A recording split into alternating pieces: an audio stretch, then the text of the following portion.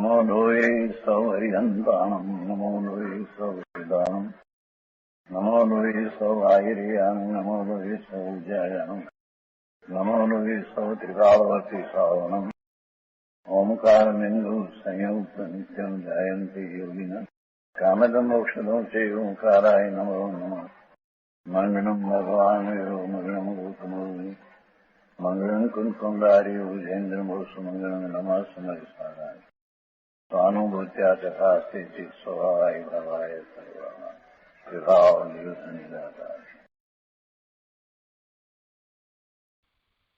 समयसार भगवान कुंकुंदाचार्य रचित समयसार तथा भगवान अमृतचंद्राचार्य रचित आत्मख्याति टीका कलश सहित एनो स्वाध्याय चाले छे। एमां सर्व विशुद्ध ज्ञान अधिकार चाले छे। सर्व विशुद्ध ज्ञान अधिकारनी 320મી गाथा आपणे शरू करी छे। एनो गाथार्थ कर्यो छे अने अमृतचंद्राचार्य भगवाननी टीका पण आपणे करी छे अने भावार्थ आपणे करी रह्या छीए। भावार्थमां आगळ वधीए ते पहेला सहज पुनरावर्तन करीए कि 320મી गाथामां कुंकुंदाचार्य भगवान शुं कहे छे के जेम आंख छे नेत्र छे ए मात्र जोवालायक पदार्थो जे दृश्य पदार्थ छे जे देखाय छे आंख द्वारा एवा पदार्थोने ए जुए छे। आंखथी जे देखाय एने आंख मात्र जुए छे देखे छे पण आंख काई करती नथी। नेत्र छे ए जुए छे पदार्थोने देखे छे पण ए पदार्थोने करतुं नथी के पदार्थोने भोगवतुं पण नथी। आ दृष्टांत अने एना उपरथी सिद्धांतनी वात ए समजावी के एवी रीते ज्ञान पण काई करतुं नथी के काई वेदतुं नथी। ए अकारक अने अवेदक छे पण ए देखे छे जाणे छे। कोने जाणे छे? सर्वने जाणे छे। ज्ञान कर्मना बंधने पण जाणे छे, मोक्षने पण जाणे छे, कर्मना उदयने पण जाणे छे, निजराने पण जाणे छे। એટલે જ્ઞાન માત્ર જાણવા વાળું છે। જ્ઞાન કાંઈ કરવા વાળું નથી કે જ્ઞાન કાંઈ ભોગવવા વાળું નથી। આ મૂળ વાત છે।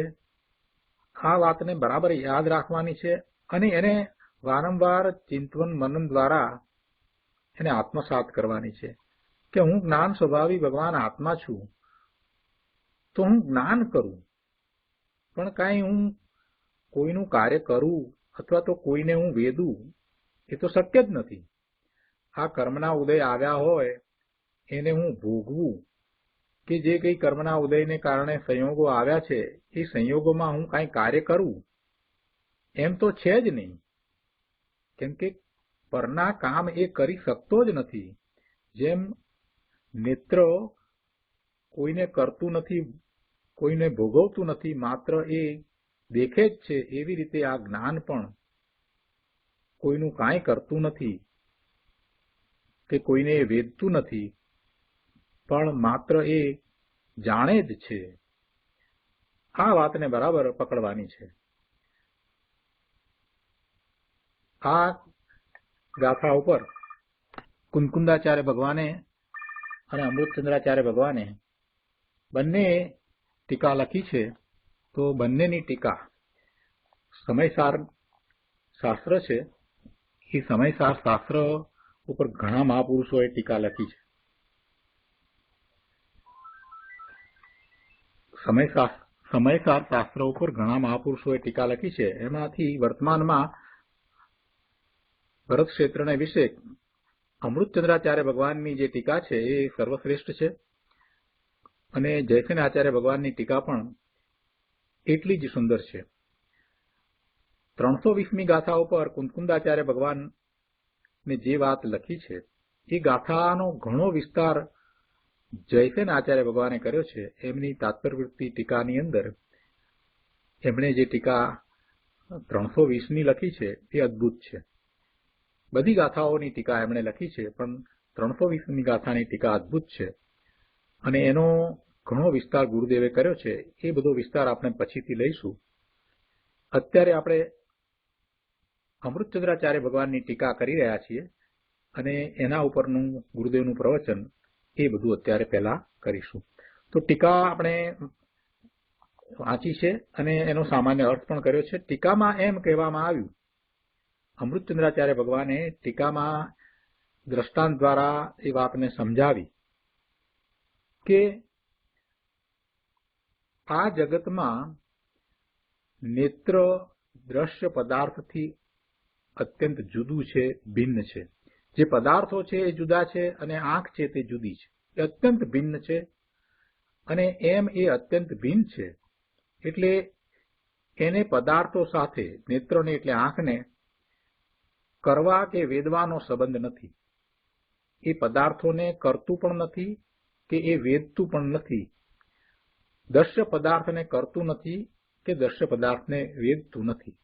પણ જો એમ ન માનવામાં આવે અથવા તો એમ ન હોય તો પછી શું થાય? દ્રશ્ય પદાર્થને એ કરે અને દ્રશ્ય પદાર્થ જે છે એને ભોગવે.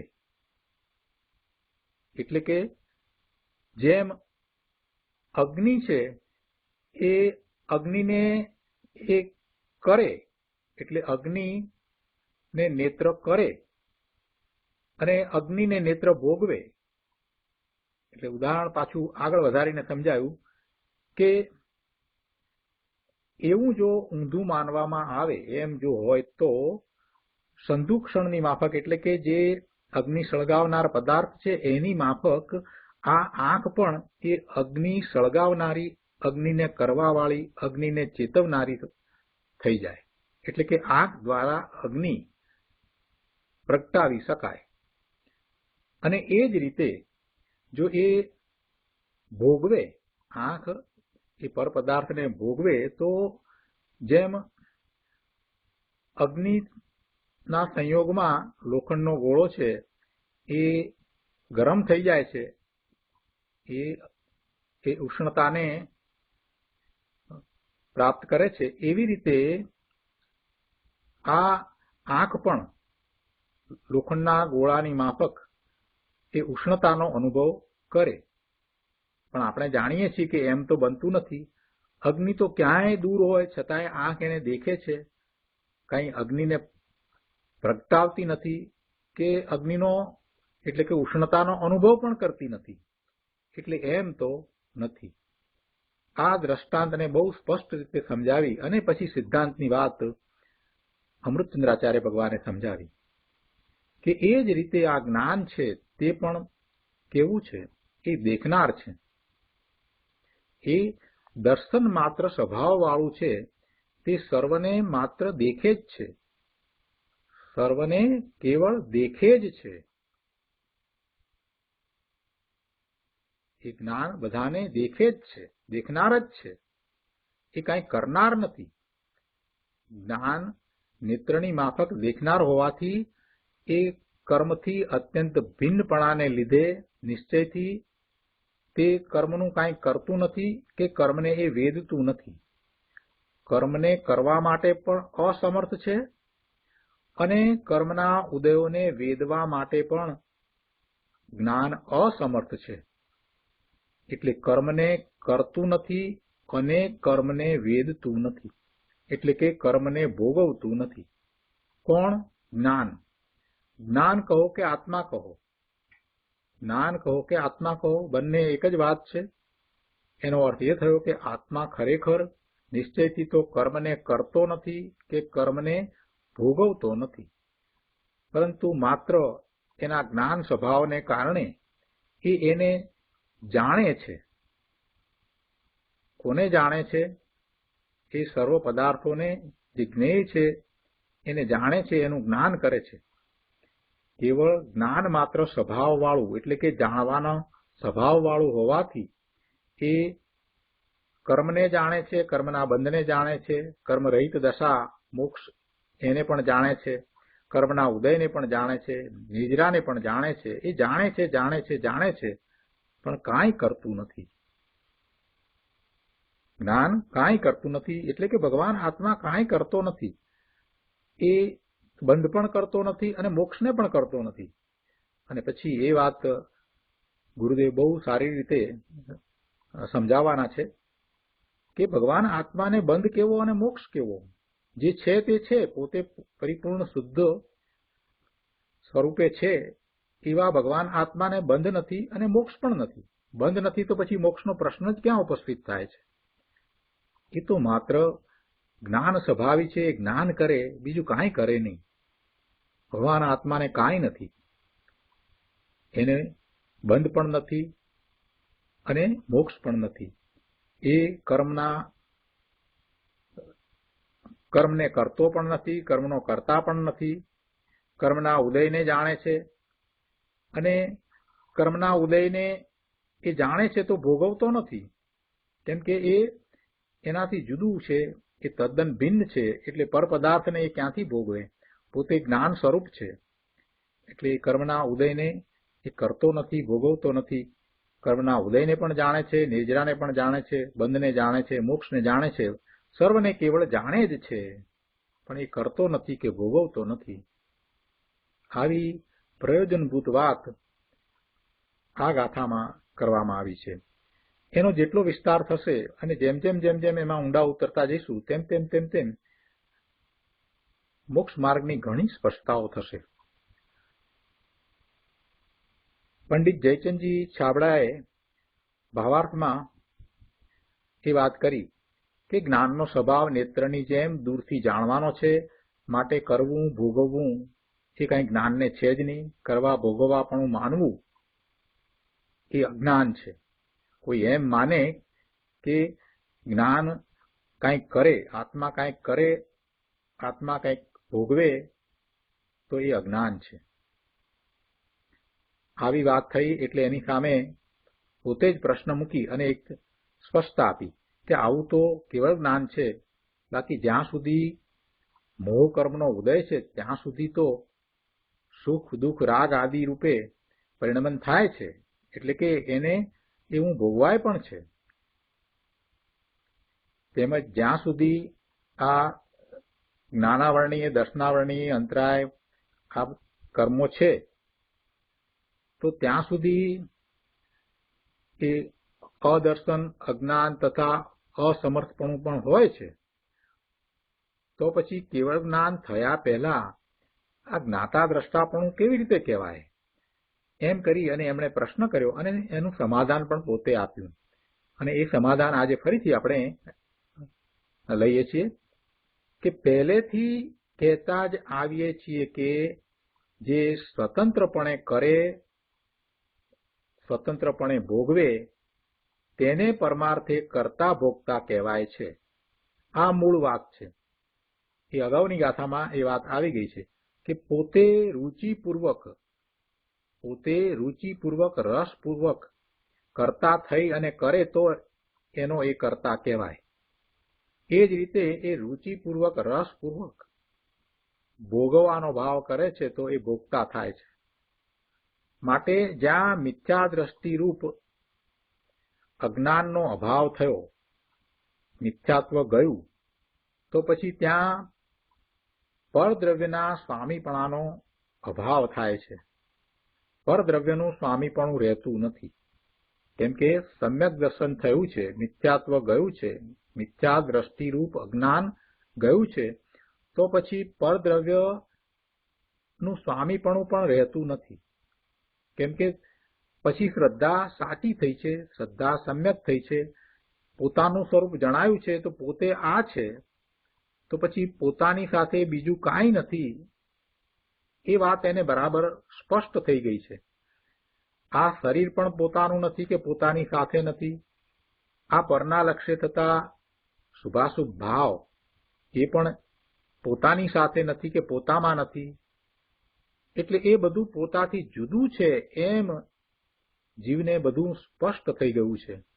એટલે પછી પરદ્રવ્યનું સ્વામીપણું એને ક્યાંથી હોય?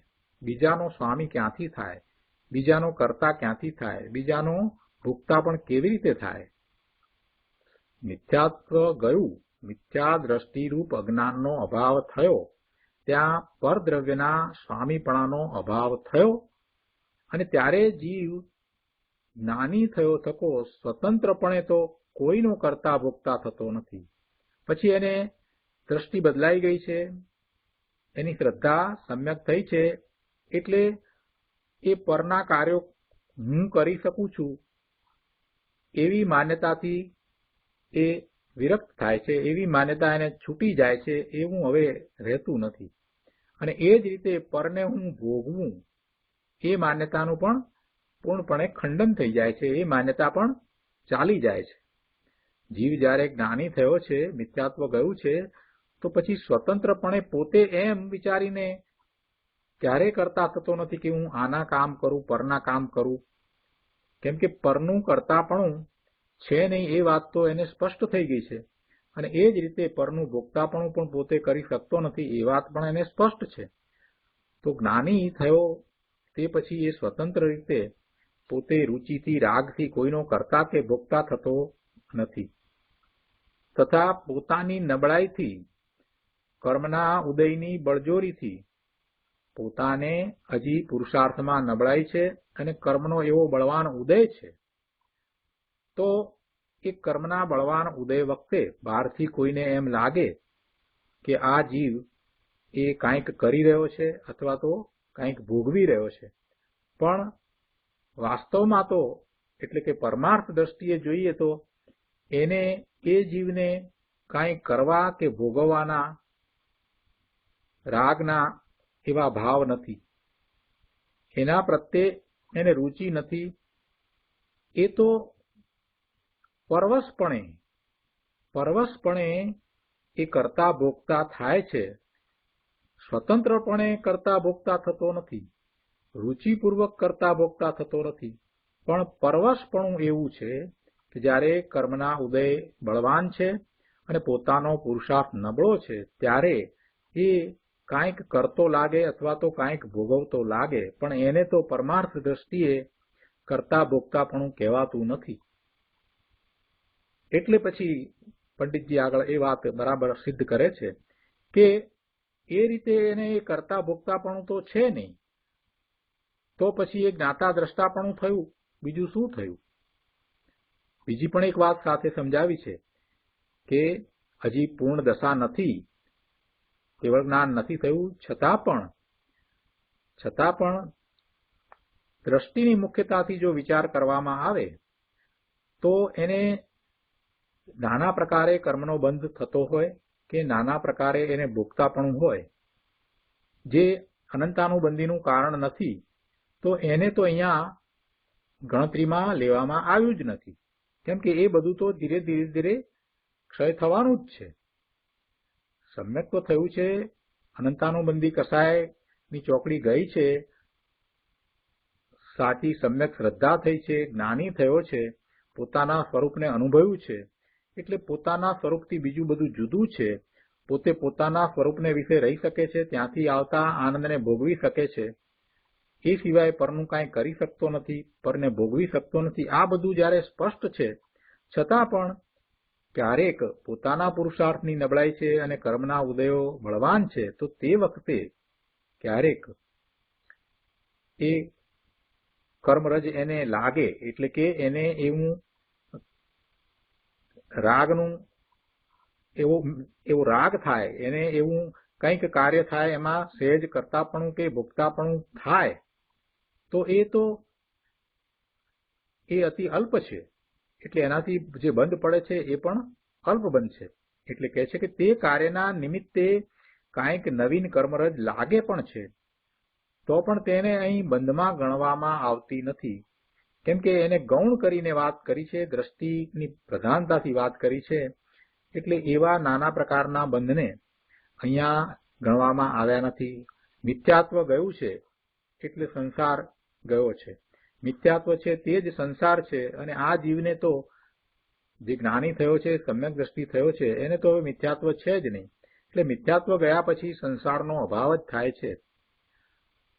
અને થોડાક નાના પ્રકારના એ કર્મ બંધાય છે, જે અનંતાનુબંધી ગયું છે તે પછી છે, તો એની જે દશા છે એ પ્રમાણે એવો બંધ થાય છે.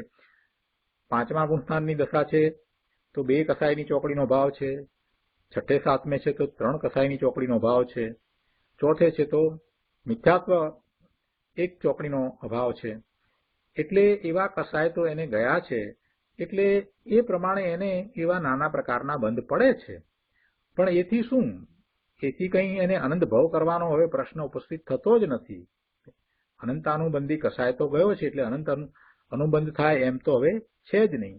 એટલે પછી ઉદાહરણ આપીને એમ કહ્યું કે સમુદ્રમાં એક બિંદુ હોય એની શી ગણતરી? જે અનંત કાળ સુધી એને ભવના ભ્રમણ થવાના હોય એની સામે 2, 4, 5 ભવ વધુમાં વધુ કૃપાળુ દેવે કહ્યું છે એ પ્રમાણે 15 ભવ થાય તો એની શી ગણતરી? સમુદ્રમાં એક બિંદુની જેમ ગણતરી નથી, એવી રીતે અનંત ભવની અપેક્ષાએ 5, 10, 15 ભવ થયા તો શું? એની કાંઈ ગણતરી નથી. એટલે મિથ્યાત્વ ગયા પછીથી 5, 10 કે વધુમાં વધુ 15 ભવ થાય, એથી વધારે ભવ થતા જ નથી. એટલે સમુદ્રમાં બિંદુની શી ગણતરી? એમ કહી અને પંડિતજીએ આખી વાતને સમજાવી દીધી કે ભાઈ, કેવળ જ્ઞાન થયા પહેલા પણ જ્ઞાતા દ્રષ્ટાપણું હોય છે. સમાધાન તો એનું આપ્યું ને. સમાધાન શેનું આપ્યું? પ્રશ્ન એવો ઉપસ્થિત કર્યો હતો કે હજી પૂર્ણ દશા પ્રગટ નથી થઈ અને હજી આ બધા કર્મના ઉદયો છે, તે છતાં પણ આવું જ્ઞાતા દ્રષ્ટાપણું કેમ કહેવાય? તો એનું આ સમાધાન આપ્યું. હવે અહીંયાથી આગળ વાત આપણે લઈએ. ગઈકાલે આટલે સુધી આપણે સ્વાધ્યાય કર્યો હતો. હવે આગળ અહીંયા કહે છે,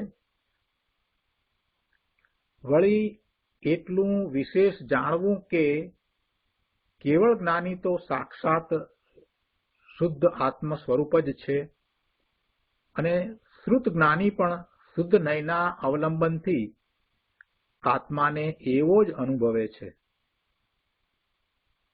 કેવળ જ્ઞાની, એને તો કેવળ જ્ઞાન થયું છે, એને તો સાક્ષાત શુદ્ધ આત્મ સ્વરૂપ જ છે. એને તો હવે બીજો વિકલ્પ પણ નથી, બીજો ભાવ પણ નથી. એકમાત્ર પોતે પોતાના સ્વભાવ ભાવે એ રહ્યા છે, જ્ઞાન ભાવે રહ્યા છે, પોતાના સ્વરૂપને જાણે છે અને અપૂર્વ એવા આવ્યા બાદ સુખનો અનુભવ કરી રહ્યા છે. કેવળ જ્ઞાનીની તો શું વાત કરી? એટલે સાક્ષાત એ શુદ્ધ આત્મ સ્વરૂપ જ છે. જેવું શુદ્ધ સ્વરૂપ છે એવું પૂર્ણપણે એમને તો પર્યાયમાં પ્રગટ કરી દીધું છે અને એ તો એમ જ રહ્યા છે. પણ સાથે શ્રુત જ્ઞાની છે એની વાત લઈ અને સમજાવે છે પંડિતજી કે શ્રુત જ્ઞાની પણ શુદ્ધ નયના અવલંબનથી આત્માને એવો જ અનુભવે છે. શુદ્ધ નયનો વિષય ભગવાન આત્મા ત્રિકાળ શુદ્ધ છે એવા ધ્રુવ તરફ લક્ષ કરતા, એવા શુદ્ધ નયના વિષયભૂત ભગવાન આત્મા તરફ દ્રષ્ટિ કરતા, એ તરફ પોતાના જ્ઞાન દર્શનના ઉપયોગને લઈ જતા, ત્યાં એકાગ્રતા કરતા, એવો જ ભગવાન આત્મા જેવો છે તેવો જ એને અનુભવમાં આવે છે, જણાય છે. ભગવાન આત્મા તો ત્રિકાળ શુદ્ધ છે, એમાં તો કોઈ પર્યાય છે જ નહીં. એ તો ભૂતકાળમાં, વર્તમાન કાળમાં અને ભવિષ્યકાળમાં એક સરખો શુદ્ધ છે. એમાં કઈ શુદ્ધતામાં ઓછા વધતાપણું છે જ નહીં. એ તો પૂર્ણપણે શુદ્ધ જ છે. જે અશુદ્ધિ છે એ તો બધી પર્યાયમાં છે. ભગવાન આત્મા જે શુદ્ધ નયનો વિષય, એ તો ત્રણેય કાળે એક સરખો શુદ્ધ છે. તો શુદ્ધનો આશ્રય કરતા એ જ્યારે અનુભવમાં આવે તો એનું શુદ્ધ પરિણમન અનુભવાય છે. શુદ્ધ નયના અવલંબનથી આત્માનો એવો જેવો છે એવો જ અનુભવ થાય છે. એટલે શ્રુત જ્ઞાનીને પણ શુદ્ધ નયના અવલંબનથી, એટલે કે શુદ્ધ નયના વિષયભૂત ભગવાન આત્મા જે પૂર્ણ છે, જે પૂર્ણપણે શુદ્ધ છે, જે ત્રિકાળ જ્ઞાયક છે, એનું અવલંબન લેતા એને એવો જ જ્ઞાનમાં આવે છે, એટલે કે અનુભવમાં આવે છે. જેવો છે તેવો અનુભવમાં આવે કે બીજી રીતે આવે? જેવો છે એવો જ અનુભવમાં આવે કે બીજી રીતે આવે? જેવો છે તેવો જ આવે. તો પછી ભગવાન આત્મા તો ત્રિકાળ શુદ્ધ છે અને આ શ્રુત જ્ઞાની એ પોતે એવા શુદ્ધ નયના વિષયભૂત શુદ્ધ ભગવાન આત્માનું અવલંબન કરે છે, તો એને અનુભવ પણ એવો જ છે. તો ફેર શું છે? કેવળ જ્ઞાની અને શ્રુત જ્ઞાનીનો ફેર શું છે? પંડિતજી કહે છે કે પ્રત્યક્ષ પરોક્ષનો જ ભેદ છે. કેવળ જ્ઞાનીને બધું પ્રત્યક્ષ છે, આત્માના પ્રદેશોથી એ પ્રત્યક્ષ સીધું જ જ્ઞાન કરે છે. જ્યારે શ્રુત જ્ઞાની છે એને જ્ઞાનમાં પરોક્ષપણું છે. પણ અનુભવનો વિચાર કરીએ તો, અનુભવની અપેક્ષાનો વિચાર કરીએ તો જે આનંદનું વેદન છે એ વેદન તો પ્રત્યક્ષ છે. અને એ વાતની સ્પષ્ટતા ગુરુદેવે પણ કરી છે અને એ વાતની સ્પષ્ટતા મોક્ષમાર્ગ પ્રકાશકમાં પણ કરવામાં આવી છે કે જે અતિન્દ્રિયપણે આનંદનું વેદન સમ્યક દર્શન થાય છે ત્યારે નિર્વિકલ્પ ધ્યાનમાં થાય છે. એ વેદન એ અનુભવાય છે, એ વેદન પ્રત્યક્ષ છે. એમાં કઈ અનુમાન કરે છે એમ નથી. પ્રત્યક્ષ એટલે એ ખરેખર એવો આનંદ અનુભવમાં આવે છે. એ અનુભવ કઈ કલ્પિત છે એમ નથી. શ્રુત જ્ઞાની છે, હજી સમ્યક દર્શન થયું છે, કેવળ જ્ઞાન નથી થયું, તો એને નિર્વિકલ્પ ધ્યાનમાં જે સ્વરૂપનો અનુભવ થાય છે એ વખતે આનંદનું વેદન છે, એ વેદન કઈ અનુમાન દ્વારા કર્યું છે એમ નથી. એમાં કોઈ વિકલ્પ છે એમ નથી. એટલે એ વેદન જે છે, આનંદનું વેદન છે, એ તો અનુભવ છે, એ તો પ્રત્યક્ષ અનુભવ છે. એટલે એવું પ્રત્યક્ષપણું આનંદના અનુભવની અપેક્ષાએ તો શ્રુત જ્ઞાનીને પણ છે. પણ જ્ઞાનની વાત કરીએ તો જ્ઞાનમાં દરેક સમ્યક દ્રષ્ટિની તારતમ્યતા જુદી. કેમ કે આપણે જાણીએ છીએ કે જ્ઞાનના ઉઘાડ દરેકના ઓછા વધતા હોય. તિર્યંતને સમ્યક દર્શન થાય તો એને કઈ જ્ઞાનનો એટલો ઉઘાડ ન હોય, પણ પોતે બધાથી ભિન્ન છે, બધાથી જુદો છે, એ તો સ્પષ્ટ હોય. પોતે બીજા રૂપે નથી એ વાત તો બરાબર એમ જ હોય. એ વાત તો એમ જ હોય, ભલે ને એને શબ્દો એ ન હોય તો પણ. અને જે પોતાને અનુભવ થાય છે, આનંદનો અનુભવ થાય છે, એ તો બધાને એક સરખો જ હોય. એ મનુષ્યને સમ્યક દર્શન થયું છે એને હોય કે તિર્યંતને હોય, એ બધાને પોતાના સ્વરૂપમાંથી આવતો જે આનંદનો અનુભવ છે એ તો બધાનો સરખો છે. કેમ કે બધા આત્માને જે અનુભવ થાય છે એ તો એના સ્વરૂપને કારણે અનુભવ થાય છે. અનંત ગુણનો પિંડ ભગવાન આત્મા છે, તો ગુણનું પરિણમન છે, એવા ગુણો છે, તો એવો આનંદનો અનુભવ થાય છે. એટલે બધાનો એ આનંદનો અનુભવ, એવું વેદન એ સરખું છે. અહીંયા તો જ્ઞાનની અપેક્ષાથી વાત બધી લીધી છે. એટલે અહીંયા કહે છે કે પ્રત્યક્ષ પરોક્ષનો જ ભેદ છે. કોની વચ્ચે અહીંયા આ ભેદ પાડ્યો છે? કેવળ જ્ઞાની અને શ્રુત જ્ઞાનીની વચ્ચે. શ્રુત જ્ઞાનીને પણ શુદ્ધ નયનના અવલંબનથી આત્માનો અનુભવ છે, એ આત્માને એવો જ અનુભવે છે, જેવો આત્મા છે એવો જ અનુભવે છે, એ વાત કરી. અને પછી પંડિતજી કહે છે કે પ્રત્યક્ષ પરોક્ષનો જ ભેદ છે.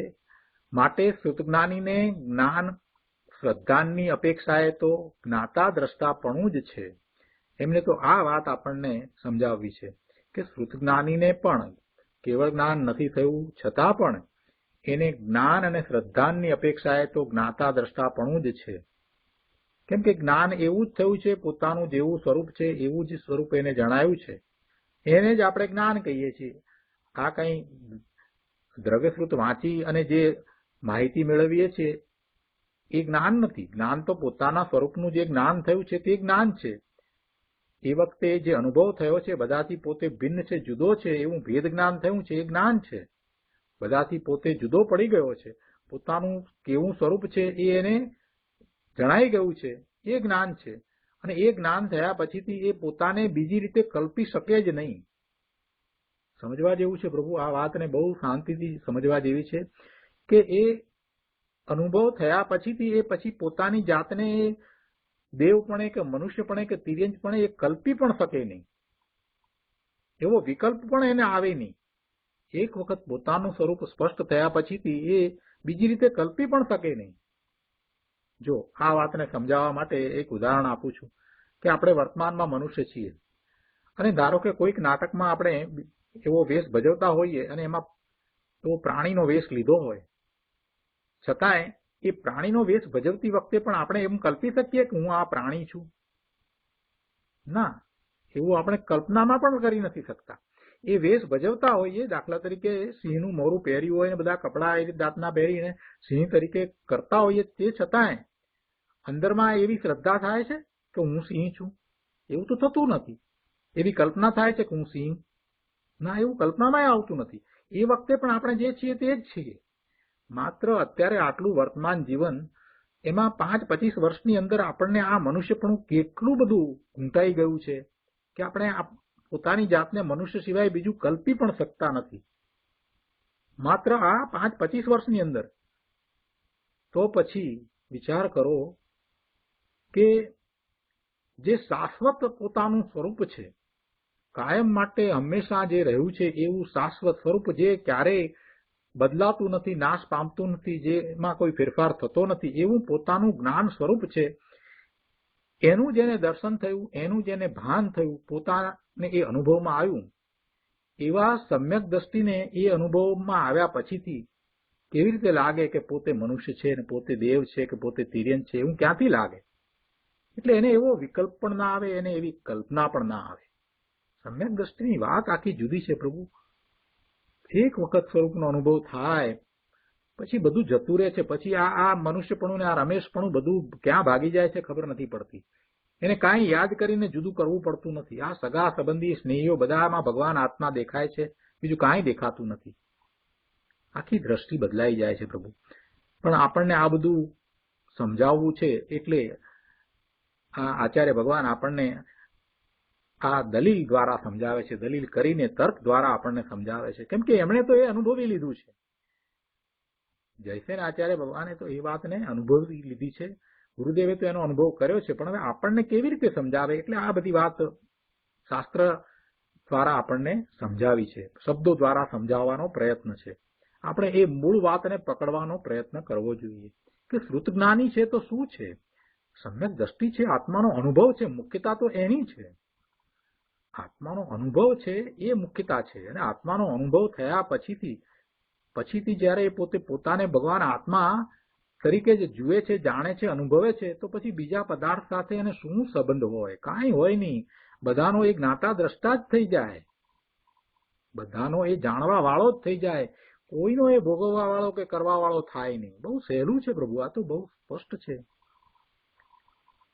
પણ અહીંયા પંડિતજીએ સમજાવ્યું છે, અમૃતચંદ્રાચાર્ય ભગવાને પણ સમજાવ્યું છે, જયસેન આચાર્ય ભગવાને પણ સમજાવ્યું, બધાએ એ જ વાત સમજાવી છે. અહીંયા પંડિતજી પણ એ વાત સમજાવે છે, કે છે કે માટે શ્રુત જ્ઞાનીને જ્ઞાન શ્રદ્ધાની અપેક્ષાએ તો જ્ઞાતા દ્રષ્ટાપણું જ છે. અને ચારિત્રની અપેક્ષાએ હજી પૂર્ણ ચારિત્ર પ્રગટ નથી થયું ને, હજી પૂર્ણ કસાય રહિત દશા પ્રગટ નથી થઈ ને, એટલે કે છે કે પણ ચારિત્રની અપેક્ષાએ પ્રતિપક્ષી કર્મનો જેટલો ઉદય છે તેટલો ઘાત છે. એટલે કે હજી ચારિત્રનું પ્રતિપક્ષી કર્મ કયું? મોહનીય કર્મ. મોહનીય, ચારિત્ર મોહનીય. મોહનીયના બે ભાગ, દર્શન મોહનીય અને ચારિત્ર મોહનીય. એટલે ચારિત્ર મોહનીય છે તે પ્રતિપક્ષી કર્મ છે. એટલે ચારિત્ર મોહનીય કર્મનો હજી ઉદય છે. મોહનીય કર્મમાં દર્શન મોહનીય તો ગયું છે, સમ્યક દ્રષ્ટિ થયો છે એટલે દર્શન મોહનીય તો ગયું છે, પણ હજી ચારિત્ર મોહનીય છે. અને એને હજી કસાયની 1 ચોકડી 2 ચોકડી કે 3 ચોકડી બાકી છે. એટલે એનો હજી ઉદય છે. એ પ્રતિપક્ષી કર્મનો જેટલો ઉદય છે તેટલો ઘાત છે. એટલે ઘાત એટલે એવા સ્વભાવ ભાવનો ઘાત કરે છે, એને ઢાંકવા વાળું છે.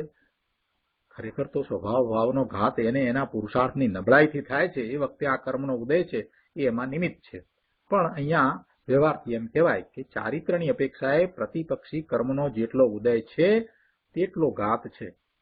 ખરેખર તો એ કર્મનો ઉદય કઈ જીવમાં ઘાત કરે છે એમ છે જ નહીં, પણ જીવની એવી એ સમયની યોગ્યતા છે. ચારિત્રની અપેક્ષાએ પ્રતિપક્ષી કર્મનો જેટલો ઉદય છે તેટલો ઘાત છે. એટલે કે જીવની એ સમયે એવી યોગ્યતા છે અને એ સમયે એવા પ્રતિપક્ષી કર્મ, ચારિત્ર મોહનીય કર્મનો ઉદય એ વખતે છે. અને આગળ કહે છે કે તથા તેને નાશ કરવાનો ઉદ્યમ પણ છે. આ કર્મના ઉદયને નાશ કરવાનો ઉદ્યમ છે એમ કહ્યું એટલે એનો અર્થ એ છે કે પોતાને હજી એવું પૂર્ણ ચારિત્ર પ્રગટ કરવાનો ઉદ્યમ છે. પોતે એવું જ્યારે પૂર્ણ ચારિત્ર પ્રગટ કરશે એટલે એ સહજ રીતે ચારિત્ર મોહનીય કર્મનો પૂર્ણપણે નાશ થશે. એટલે એનો ઉદ્યમ તો કઈ કર્મને નાશ કરવાનો નથી, પણ પોતાના શુદ્ધ પૂર્ણ સ્વરૂપને પ્રગટ કરવાનો છે. પણ વ્યવહારથી પછી ભાષામાં તો એમ જ કહેવાય ને કે એ પ્રતિપક્ષી કર્મનો જે ઉદય છે અને એને લીધે જે ઘાત છે એને પણ નાશ કરવાનો એનો ઉદ્યમ છે, એનો એવો પ્રયત્ન છે. અને જ્યારે તે કર્મનો અભાવ થશે ત્યારે સાક્ષાત યથાખ્યાત ચારિત્ર થશે અને ત્યારે કેવળ જ્ઞાન થશે. એટલે સમ્યક દ્રષ્ટિને કેવળ જ્ઞાન તો થશે જ. અહીં સમ્યક દ્રષ્ટિને જ્ઞાની કહેવામાં આવે છે તે મિથ્યાત્વના અભાવની અપેક્ષાએ કહેવામાં આવે છે. જો બહુ સ્પષ્ટતા કરી દીધી છે પંડિતજીએ. નાની નાની વસ્તુની ખૂબ સરસ રીતે અહીંયા સ્પષ્ટતા કરી છે કે અહીંયા આપણે જે વાત કરી કે એને સમ્યક દ્રષ્ટિને જ્ઞાની કહ્યો અને એને જ્ઞાતા દ્રષ્ટાપણું છે, તો આ એક વધારાની સ્પષ્ટતા કરી કે અહીંયા કઈ અપેક્ષાથી કહ્યો છે જ્ઞાની, કેમ કે પૂર્ણ જ્ઞાની તો થયો નથી. અહીંયા સમ્યક દ્રષ્ટિને જે જ્ઞાની કહેવામાં આવ્યા છે તો તે સમ્યક દ્રષ્ટિને એ મિથ્યાત્વના અભાવની અપેક્ષાએ, મિથ્યાત્વ ગયું છે, સમ્યક દ્રષ્ટિ થયા છે એટલે એ અપેક્ષાથી એમને જ્ઞાની કહેવામાં આવ્યા છે. જ્ઞાન સામાન્યની અપેક્ષાએ લઈએ,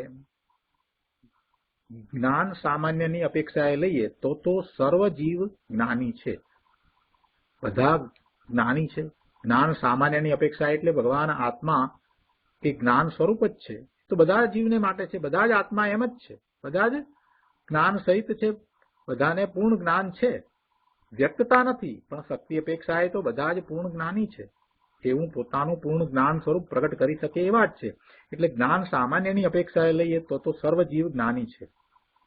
અને વિશેષ અપેક્ષા લઈએ એટલે કે પર્યાયની સાથે સમજીને વિચાર કરીએ તો પર્યાયની અપેક્ષાએ તો શું થાય તો કે જ્યાં સુધી કિંચિત માત્ર પણ અજ્ઞાન રહે ત્યાં સુધી જ્ઞાની કહી શકાય નહીં. વિશેષ અપેક્ષા લઈએ તો જ્યાં સુધી કિંચિત માત્ર જરા માત્ર પણ અજ્ઞાન રહે ત્યાં સુધી જ્ઞાની કહી શકાય નહીં. એટલે અહીંયા તો એ વાત નથી લીધી. અહીંયા તો સમ્યક દર્શન થયું છે અને મિથ્યાત્વનો અભાવ થયો છે એટલે એ અપેક્ષાથી એને જ્ઞાની કહેવામાં આવ્યા છે. આખી વાત ફરીથી વાંચીએ એટલે બરાબર સમજાઈ જાય. કે છે કે અહીં સમ્યક દ્રષ્ટિને જ્ઞાની કહેવામાં આવે છે તે મિથ્યાત્વના અભાવની અપેક્ષાએ કહેવામાં આવે છે. કેમ કે મિથ્યાત્વ એમનું ગયું છે એટલે કે સમ્યત્વ પ્રગટ થયું છે એટલે સાચી શ્રદ્ધા છે, સાચી શ્રદ્ધા છે, સાચી માન્યતા છે એટલે એમને જ્ઞાની કહ્યા છે. જ્ઞાન સામાન્યની અપેક્ષાએ લઈએ તો સર્વ જીવ જ્ઞાની છે. અને વિશેષ અપેક્ષા લઈએ તો જ્યાં સુધી કિંચિત માત્ર પણ અજ્ઞાન રહે, જરા પણ અજ્ઞાન રહે ત્યાં સુધી જ્ઞાની કહી શકાય નહીં. જેમ સિદ્ધાંતમાં ભાવોનું વર્ણન કરતા જ્યાં સુધી કેવળ જ્ઞાન ન ઉપજે ત્યાં સુધી અર્થાંત 12મા ગુણસ્થાન સુધી અજ્ઞાન ભાવ કહ્યો છે. આ તો સિદ્ધાંત પ્રમાણે વાત કરી. સહેજ પણ હજી અજ્ઞાન, કિંચિત માત્ર પણ અજ્ઞાન છે એટલે કે કેવળ જ્ઞાન નથી થયું ત્યાં સુધી એમ કહેવાય 12મા ગુણસ્થાન સુધી અજ્ઞાન ભાવ કયો. પણ હવે એ અજ્ઞાન ભાવ કેવો, અતિ સૂક્ષ્મ વાત છે આ તો બધી સિદ્ધાંત પ્રમાણે. સમ્યક દ્રષ્ટિને અહીંયા જે મિથ્યાત્વનો ભાવ થયો છે એ અપેક્ષાએ એને જ્ઞાની કહેવામાં આવ્યો છે અને એટલા માટે એને દ્રષ્ટા અને જ્ઞાતા ભાવ છે એ વાત અહીંયા તો સિદ્ધ કરવી છે. એટલે કહે છે કે આ રીતે જો જ્ઞાનની વાત કરીએ તો આ 3 પ્રકાર જુદા જુદા પડે છે, પણ અહીંયા તો આપણે જે વાત કરી છે તો મિથ્યાત્વ ગયું છે એ અપેક્ષાએ એ જ્ઞાની છે એની વાત છે. માટે અહીં જે જ્ઞાની અજ્ઞાનીપણું જે અહીંયા કહ્યું છે તે સમ્યક્ત્વ મિથ્યાત્વની અપેક્ષાએ જ જાણવું. એટલે સમ્યક્ત્વ થયું છે તે જ્ઞાની અને મિથ્યાત્વ ગયું નથી, મિથ્યાત્વ સહિત છે તે અજ્ઞાની છે એમ અહીંયા જાણવું.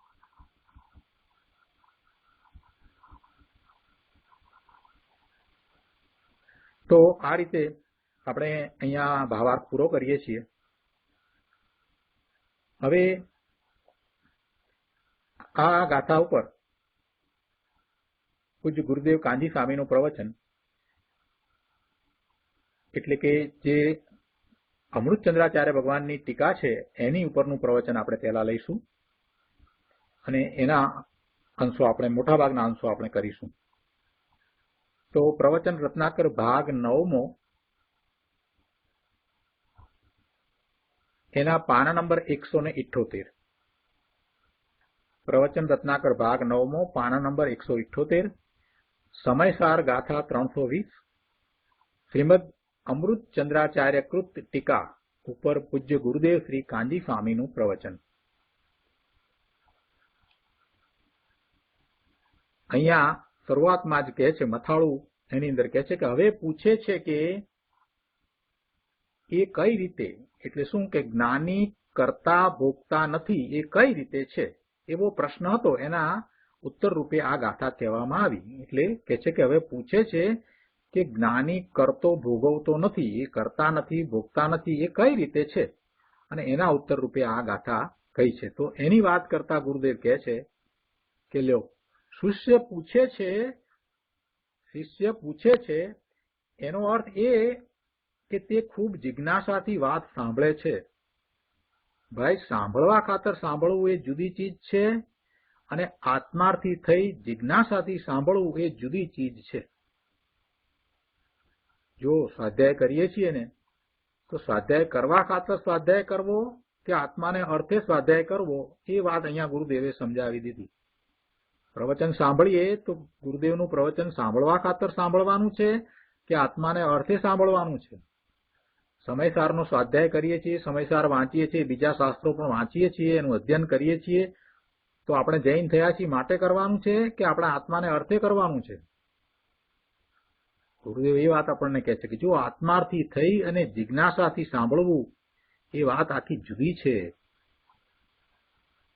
એટલે કે આ અનેક તરહના વિકલ્પ કરે છે, વેદે છે એમ દેખાય છે, અને આપ ધર્મી એ કરતો નથી ભોગવતો નથી એમ કહો છો તો તે કેવી રીતે છે? આ પ્રશ્ન જે છે એ આખો જિજ્ઞાસુનો પ્રશ્ન છે, અને પ્રશ્ન પણ એમણે જ ઉભો કર્યો છે અને એનો ઉત્તર પણ એમણે જ આપ્યો છે. મહાપુરુષોએ જે પ્રશ્ન મૂકી અને આપણને સમજાવવા માટે એનો ઉત્તર પણ આપ્યો છે. ગુરુદેવ કહે છે કે આ પ્રશ્ન કરનાર છે જિજ્ઞાસુ છે અને એ સાંભળવા ખાતર સાંભળતા નથી પરંતુ પોતાના આત્માને અર્થે સાંભળે છે. માટે એમને એવો પ્રશ્ન થયો છે કે આપ આ જે વાત કરો છો ધર્મીની કે જે કરતા નથી ભોગતા નથી, એ કરતો નથી ભોગવતો નથી એમ કહો છો, તો એ વાત હજી અમને બરાબર પૂરી સમજમાં આવી નથી. તો એ કેવી રીતે છે? એવી એને જિજ્ઞાસા છે, અંદરમાંથી જાણવાનો ભાવ છે. અગાઉની ગાથામાં તો વાત કરી દીધી, સમજાવી પણ દીધું, તર્કથી પણ સમજાવ્યું, બધી રીતે સમજાવ્યું, સિદ્ધ કર્યું કે ધર્મી જીવ જ્ઞાની છે તે કરતા ભોગતા નથી. પણ હજી એને વિશેષપણે એને જાણવું છે. એટલે આવો જિજ્ઞાસુએ પ્રશ્ન કર્યો છે. કેમ કે એને તો આ બધી વાતને પોતાના આત્માને અર્થે સાંભળવી છે, જાણવી છે ને.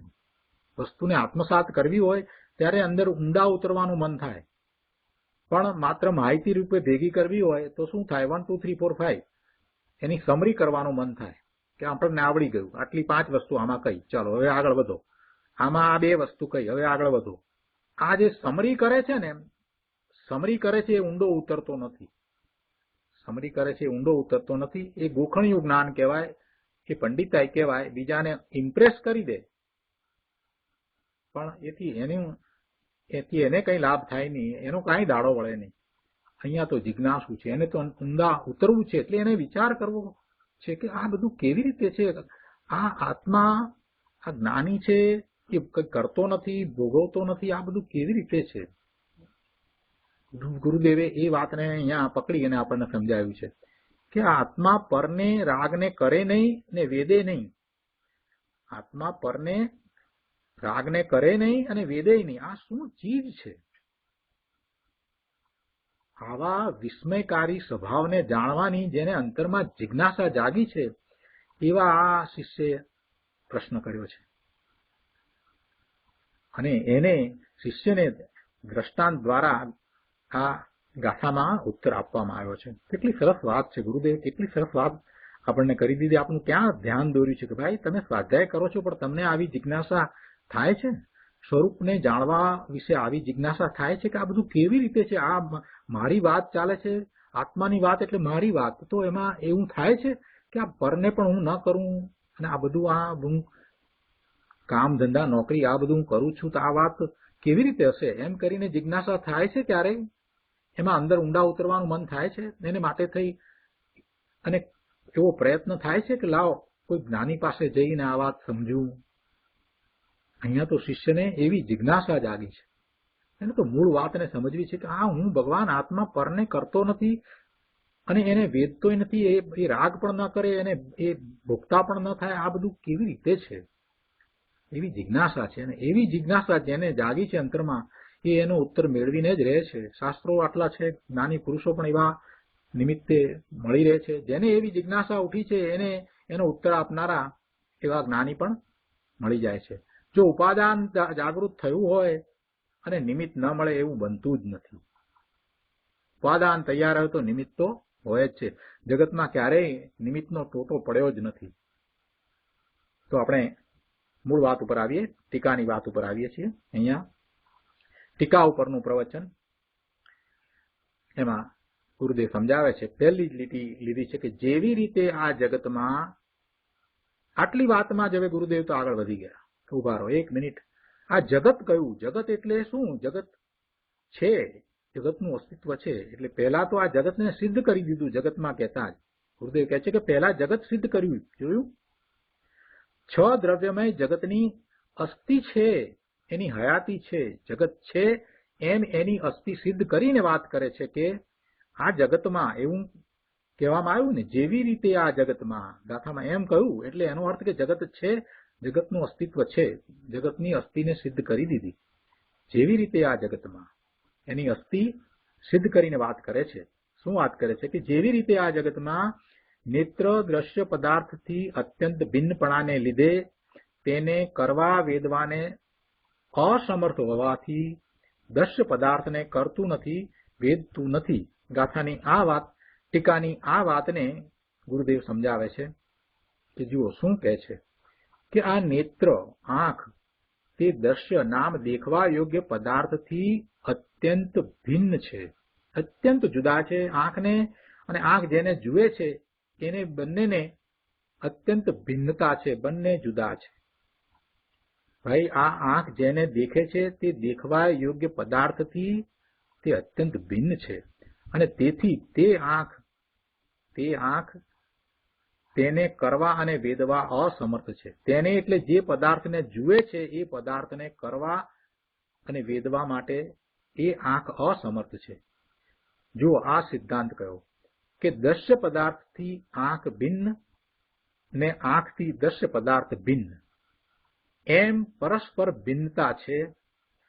એમ દ્રશ્ય પદાર્થ અને આંખ એ બંનેની વચ્ચે પરસ્પર ભિન્નતા છે. ત્યાં આંખ ભિન્ન વસ્તુને કરે કે આંખ ભિન્ન વસ્તુને વેદે એ કઈ રીતે બને? એ બને જ નહીં. પોતામાં કાંઈ કરવા પણ હોય તો વાત બરાબર છે. પોતામાં એ અભિન્ન હોય, પોતાથી ભિન્ન ન હોય, એને એ કરે, એને એ વેદે. પણ જે પોતાથી જુદું છે, ભિન્ન છે, પણ ભિન્નને પોતાથી જે જુદું છે એ પર છે, એને એ વેદે ને એને એ કરે, એ કેવી રીતે બને? એ ના બને. જેને એ પોતાપણે માને એ ખરેખર પોતાપણે છે કે કેમ એ વિચાર એને કરવો રહ્યો ને કે ના પોતાપણે નથી. તો પોતાપણે નથી, સ્વ એ જ પોતે છે અને એ સિવાય આ વિભાવ ભાવ છે એ પણ પોતાપણે નથી. તો પછી એને એ કરે કેવી રીતે? જે પોતાપણે નથી એને કરે કેવી રીતે? પોતાથી અભિન્ન હોય તો એને કરે કે વેદે એ તો બરાબર સમજાય. પણ જે પોતાથી ભિન્ન છે, જુદું છે, જેને એ અડતુંય નથી, એને એ કરે કેવી રીતે? આંખ જેને અડતી નથી એને એ કરે કેવી રીતે? આંખ જેને અડતી નથી એને એ ભોગવે કેવી રીતે? એ રીતે આંખ જગતની ચીજને દેખે પણ જગતની જે દ્રશ્યમાન ચીજ છે એને કરતી નથી, એને વેદતી પણ નથી. અને એ જ રીતે જ્ઞાન પણ એ કોઈને કરતું નથી કે વેદતું નથી. અને પછી આગળ વાત સમજાવી છે, તો એ વાત હવે આપણે આવતા સ્વાધ્યાયમાં લઈશું. આજનો સ્વાધ્યાય આપણે અહીંયા સુધી રાખીએ છીએ. હવે સુખધામ બોલીએ.